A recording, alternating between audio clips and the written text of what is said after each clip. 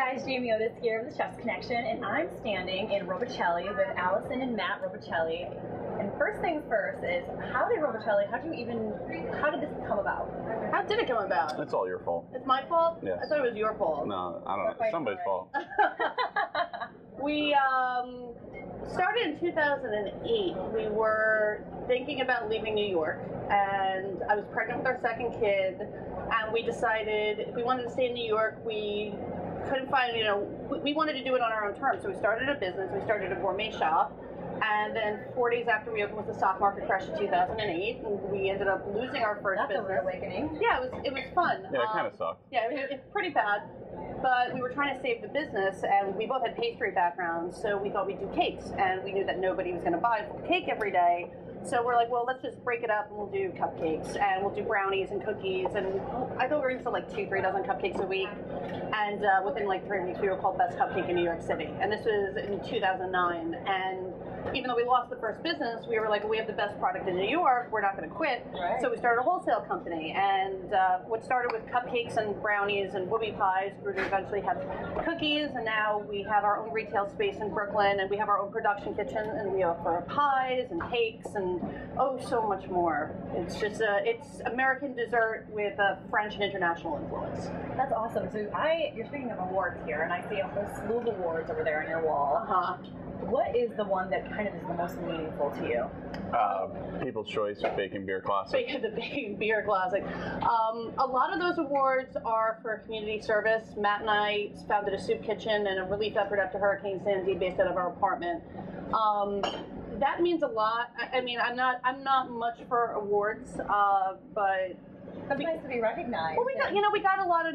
My favorite awards are there's letters that I've gotten from people over the years. I see that you have thank you cards over there on the wall. And there's a lot of personal letters. Like I think one of the nicest, weirdest and saddest letters I got was a woman she wrote me a letter thanking me because her grandmother was actually she was dying and she couldn't eat, and the only thing that she wanted were the buttercream icing from our cupcakes, and she said for the last 3 weeks of her life that's all she ate. Tell us about what Jump the Shark. Okay, Jump the Shark is for the past couple of years, dessert's just gotten really, really, really silly, and it's like you have to do the next big thing every week to keep yourself in business, make sure you keep having clients, and it's just ridiculous. So it's like keeping up with the Joneses, but with we were making good food, and people kept coming in looking for like gimmicky things, and it's not enough just to have, and at the speed this is coming at now, you can't just have a good dessert and just exist on that good dessert. It's like in the next week, there's something new, and some of the stuff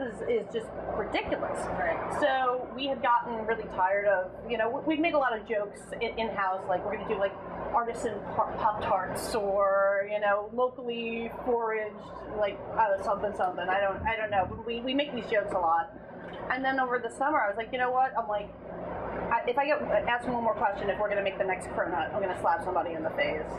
So I was like, let's do it. I'm like, if this is what people want, let's do it. Let's just go jump the shark. Let's jump the shark and do the most absolutely stupid, ridiculous things that we can, because we're using food as satire, essentially.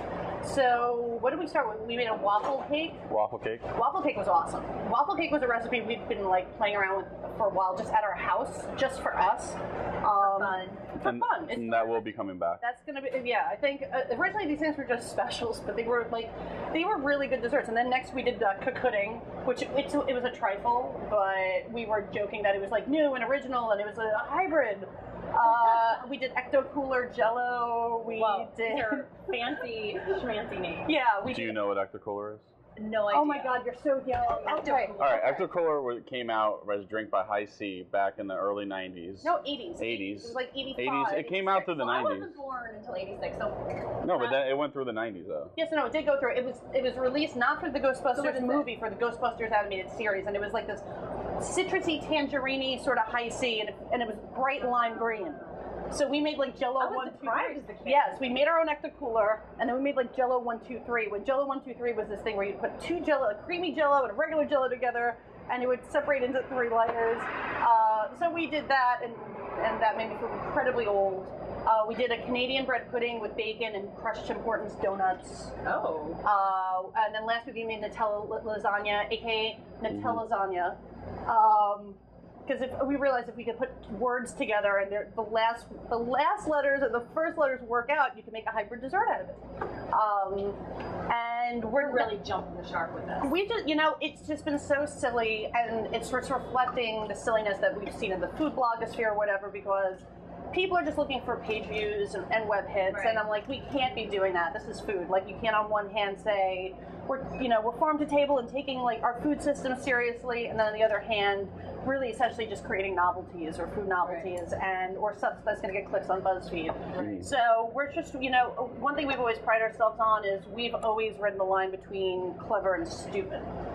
Like cupcakes are stupid. I prefer to say stupid and clever. Stupid and clever. Okay, whatever. But cupcakes are a very silly thing. We understand that, but you can make them really good. Like, we use French buttercream, we use real ingredients, we make our own puddings and custards and toppings. And people who wouldn't normally, who would normally get a cake at like Costco or like a box thing at Duane Reade, who don't feel like they're of a certain class to get like nice pretty things, they'll try something in a cupcake.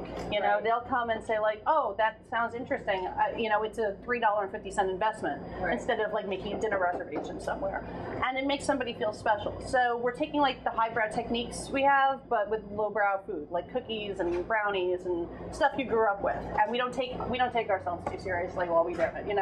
Because at the end of the day, our job is to make people happy and to make people laugh and to make people smile. So we come up with flavors faster than we can produce. So right now we're working on a pie, which is a play on apple and cheddar. So we're going to try and do pear and brie. Pear and brie with maybe like some roasted cranberries. I mean, so how do you come up with your recipes? We just There's this labyrinth of panels in my head. Oh, shut up. And I just look at it and I'm like, hey, flavors. Why don't you? Yes. And the song Aquarius is playing. Oh, okay. In the back of my head. I don't like that song. And you know what? If you told me what was going on in your head right now, you don't want to know. It would be disgusting. So let's not talk about it. Well, let's talk about it. I opened up my brain to you. See, this is why you don't. What do you envision happening in his head right now? It's like a monkey, like just spanking it. Like pretty much that's it.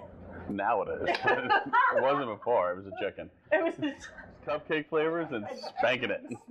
Well, we're gonna let you go back to your colors and your shapes and your. So to answer the actual question, we'll come up with like a base thing, like we have to make a pie, or we want to do something with pears, or we want to do this, and we just go back and forth. We like bat ideas back and forth. What if you like something a lot, and he's like, oh no? What happens? Does that happen? That happened once. I had to poll people and do a whole bunch of stuff to do our buffalo chicken cupcake. Because she thought it was the most stupid thing in the world.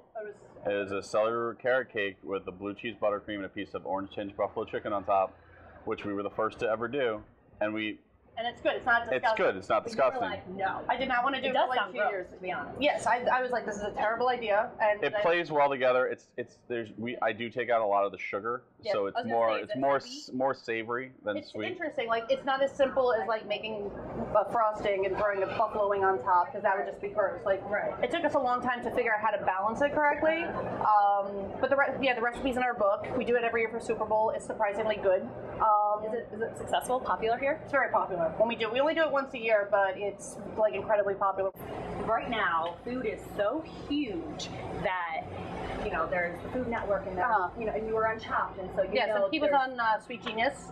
So there's all this, and now what do you feel like your priority is? I mean, you're trying to stay true to your mom and pop shop. No, my priority is to make good food, still make it affordable, and still make it so that blue collar worker can still eat it and not have to save up to, or take out a small loan just to go experience it. Our tagline is working class pastry, and that's what we always wanted to do. We wanted to make really good stuff for everybody, not just bond traders or not people in Manhattan who go to nice restaurants, because we've cooked for those people. We cooked for them many years before we opened Robicellis. We cook. I do cakes for celebrities, but we also do cupcakes for the construction workers down the street. Or we do it for a baby's first birthday party. It's not. I love that we cater to all. We just don't cater to a certain class. It's funny. It's like Allison and I have tried to take other professions before Robicellis, just to try to I don't want to do it. I'm not doing food anymore. I quit. I'm not doing it. We always go back to it. It's their love. It's their passion. I mean, that's what we're here for. Like, it's my grandmother had a magnet on her fridge that said, God, if you can't make me skinny, make my friends fat. And I kind of live by that. I don't think there's anything more rewarding too than seeing, like, we have so many young kids who come in here and watching them grow. And we're watching them grow. We've only been here in this spot since November of last year. So, like, there's this one kid who came in with his parents. He was in a stroller. Now he's walking. He's talking. It's it's only. Or we sent Jolie off to college. Yeah, we sent one person to college. So if you're looking for something enjoyable for Super Bowl season, come right here to Robicelli's and get yourself, what's it called? Chicken. Buffalo chicken or the Hot Josh.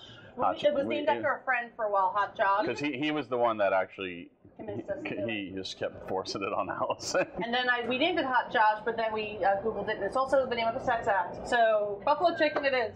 It was his idea, and he's thinking it, sex acts, cupcakes, it all goes right together. Gotta love Urban Dictionary. Thank you guys so much for hanging out with the Chef's Connection. Oh, sure, we end on that end. Oh, yeah, we got out. And telling us all about your crazy minds and what's going on. Was Jean this filthy? You know, you expect this of the French, not of us. Not the nice mom and pop cupcake store in Brooklyn. We'll take it. We're taking it right here. Give me a cupcake.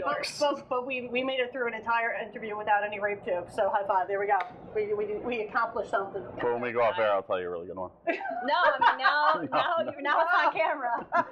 Okay. All right. Thank you guys so much for having us. For more from your favorite chefs, keep on coming back to thechefsconnection.com. Okay. Was that good?